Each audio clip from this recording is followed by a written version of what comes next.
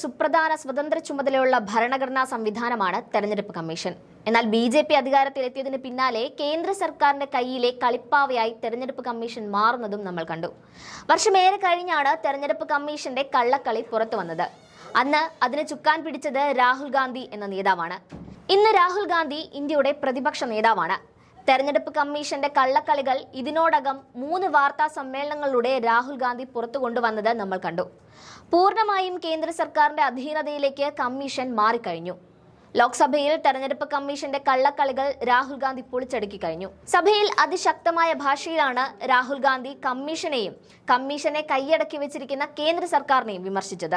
സഭയിൽ നടന്ന ചർച്ചയ്ക്കിടെ കേന്ദ്ര സർക്കാരിനെതിരെ 3 നിർണായക ചോദ്യങ്ങളാണ് അദ്ദേഹം ഉന്നയിച്ചത്. തെരഞ്ഞെടുപ്പ് കമ്മീഷൻ ഭരണകക്ഷിയായ ബി.ജെ.പിയുമായി ഒത്തുകളിക്കുകയാണെന്ന് തെളിവുകൾ സഹിതം രാഹുൽ ഗാന്ധി വിമർശിക്കുന്നുണ്ട്. കമ്മീഷണർമാരെ തെരഞ്ഞെടുക്കുന്ന പാനലിൽ നിന്ന് ചീഫ് ജസ്റ്റിസിനെ ഒഴിവാക്കി തങ്ങൾക്ക് ഇഷ്ടമുള്ളവരെ ഇരുത്താനുള്ള പണിയാണ് നരേന്ദ്രമോദിയും അമിത്ഷായും ചെയ്തിരിക്കുന്നതെന്നും അദ്ദേഹം ആരോപിച്ചു. ഇതോടെ കേന്ദ്ര സർക്കാരിന്റെ കയ്യിലെ കളിപ്പാവയാണ് കമ്മീഷൻ എന്ന് രാജ്യത്തിന് ഒന്നാകെ മനസ്സിലാക്കി കൊടുക്കാൻ രാഹുൽ ഗാന്ധിക്ക് സാധിച്ചു. വാർത്താ സമ്മേളനം വിളിക്കുന്നതിനും അപ്പുറമുള്ള ഇമ്പാക്ട് പാർലമെന്റിൽ സംസാരിക്കുമ്പോൾ രാഹുൽ ഗാന്ധിക്ക് ലഭിക്കുമെന്ന് നമുക്കറിയാം. കാരണം പറയുന്ന ഓരോ വാക്കും ചരിത്രത്തിൽ രേഖപ്പെടുത്തുന്നുണ്ട്. ചീഫ് ജസ്റ്റിസിനെ ഒഴിവാക്കിയത് എന്തിന് എന്നായിരുന്നു ആദ്യ ചോദ്യം. തെരഞ്ഞെടുപ്പ് കമ്മീഷണർമാരെ തെരഞ്ഞെടുക്കുന്ന ഉന്നതതല സമിതിയിൽ നിന്ന് സുപ്രീം കോടതി ചീഫ് ജസ്റ്റിസിനെ കേന്ദ്ര സർക്കാർ ഒഴിവാക്കിയിരുന്നു. അത് എന്തിനെന്ന് രാഹുൽ ഗാന്ധി ചോദിച്ചു. നിഷ്പക്ഷനായ ചീഫ് ജസ്റ്റിസിന് പകരം ഒരു കേന്ദ്രമന്ത്രിയെ സമിതിയിൽ ഉൾപ്പെടുത്തിയത് കമ്മീഷന്റെ സ്വാതന്ത്ര്യം ഇല്ലാതാക്കിയെന്നും രാഹുൽ ഗാന്ധി പറഞ്ഞു.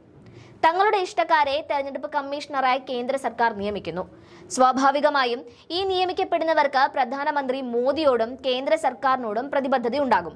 മുൻപില്ലാത്ത നിയമപരിരക്ഷ എന്തിന് എന്നാണ് രണ്ടാമത്തെ ചോദ്യം. 2023 ഡിസംബറിൽ പാസാക്കിയ നിയമത്തിലൂടെ തെരഞ്ഞെടുപ്പ് കമ്മീഷണർമാർക്ക് മുൻപില്ലാത്ത വിധത്തിലുള്ള നിയമപരിരക്ഷ സർക്കാർ നൽകിയിരുന്നു.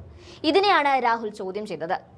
ഔദ്യോഗിക കൃത്യനിർവഹണത്തിന്റെ പേരിൽ സിവിൽ ക്രിമിനൽ നടപടികളിൽ നിന്ന് അവർക്ക് സംരക്ഷണം നൽകുന്നത് സംശയകരമാണെന്നും രാഹുൽ ചൂണ്ടിക്കാട്ടുന്നുണ്ട്. CCTV ദൃശ്യങ്ങൾ നശിപ്പിക്കുന്നത് എന്തിന് എന്നതാണ് ഏറ്റവും പ്രധാനപ്പെട്ട ചോദ്യം. തെരഞ്ഞെടുപ്പ് കഴിഞ്ഞ് 45 ദിവസത്തിന് ശേഷം പോളിംഗ് ബൂത്തുകളിലെ CCTV ദൃശ്യങ്ങൾ നശിപ്പിച്ച് കളയാനുള്ള തീരുമാനം കേന്ദ്ര തെരഞ്ഞെടുപ്പ് കമ്മീഷൻ കൈക്കൊണ്ടിരുന്നു. തെരഞ്ഞെടുപ്പ് ക്രമക്കേടുകൾക്കെതിരെ പരാതി നൽകാനുള്ള സമയപരിധി കഴിയുന്നതോടുകൂടി നിർണായകമായ തെളിവുകൾ ഇല്ലാതാകുന്നത് സുതാര്യതയെ ബാധിക്കുമെന്ന് ഉറപ്പാണ്. ഇത് മുന്നറിയിപ്പായി നൽകിയിട്ടും കമ്മീഷൻ അവഗണിച്ചത് കേന്ദ്ര സർക്കാരിന്റെ താൽപര്യങ്ങൾ സംരക്ഷിക്കാനാണെന്നും കമ്മീഷൻ പറയുന്നുണ്ട്. EVM മെഷീനുകൾ സുതാര്യമല്ലെന്നും രാജാവിന്റെ ആത്മാവ് EVMിലാണെന്നും രാഹുൽ വീണ്ടും സഭയിൽ ആവർത്തിച്ചു. നാളിതുവരെയായിട്ടും EVM മെഷീനുകളിലെ പോരായ്മ പരിഹരിക്കാൻ കേന്ദ്ര തെരഞ്ഞെടുപ്പ് കമ്മീഷന് സാധിച്ചിട്ടില്ല. പലകുറി ചൂണ്ടിക്കാട്ടിയിട്ടും ക്രമക്കേടുകൾ നടക്കാൻ സാധ്യതയുള്ള വശങ്ങൾ എണ്ണി പറഞ്ഞിട്ടും കമ്മീഷന്റെ ചെവിയിലേക്ക് കയറിയില്ലെന്നും രാഹുൽ ഗാന്ധി മോദി അടക്കമുള്ള BJP നേതാക്കളെ സാക്ഷി നിർത്തി ചൂണ്ടിക്കാട്ടുന്നുണ്ട്. രാഹുൽ EVM വിഷയം എടുത്തിട്ടതോടെ അതുവരെ അടങ്ങിയിരുന്ന BJP നേതാക്കൾ രാഹുലിന് നേർക്ക് ചാടി വീണു. ആരോപണങ്ങൾക്ക് തെളിവ് നൽകണമെന്ന് സ്പീക്കർ ഓം ബിർളയും പാർലമെന്ററി കാര്യ മന്ത്രി കിരൺ റിജ്ജുവും ആവശ്യപ്പെട്ടു. തെളിവുകൾ തന്റെ പക്കലുണ്ടെന്നും 1 അല്ല 1000 തെളിവുകൾ നൽകാൻ തയ്യാറാണെന്നും രാഹുൽ ഗാന്ധി സഭയിൽ പ്രഖ്യാപിച്ചു. EVMന്റെ സുതാര്യത ഉറപ്പാക്കുന്നതുവരെ ബാലറ്റ് പേപ്പറിലൂടെ തെരഞ്ഞെടുപ്പ് നടത്താൻ തെരഞ്ഞെടുപ്പ് കമ്മീഷൻ ഉത്തരവിടണമെന്നും രാഹുൽ ഗാന്ധി ആവശ്യപ്പെടുകയും ചെയ്തു.